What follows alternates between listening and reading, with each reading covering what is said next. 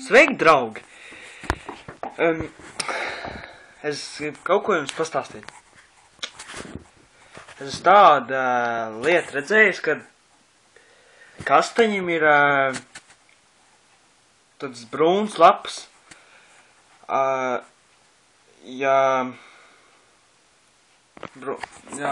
Vispār brūns laps ir viņiem tā kā ir tāda slimība, bet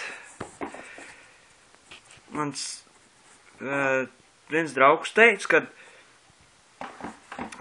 tur ir tāda slimība, tā kā kad kāpuriņi uzkāpuši virsū, bet es nezinu īsti.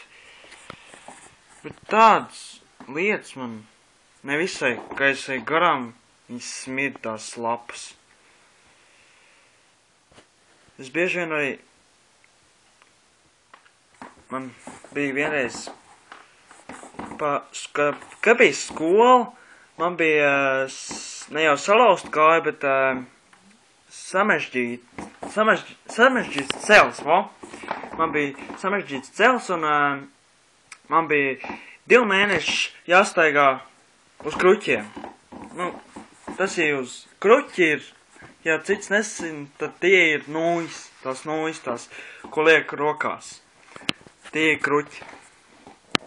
Un tad, kad es nostaigāju, es tagad varu vismaz pastaigāt, un tad man bija cels tā kā futbola bomba. Un vispārībā tādas lietas, kad tā sajūta, ka man izgāja bļodiņi no vietas, tad tas bija traki. Man vēl līdz šim brīdim sāp tā kāja. Un es gribu vēl pateikt, ka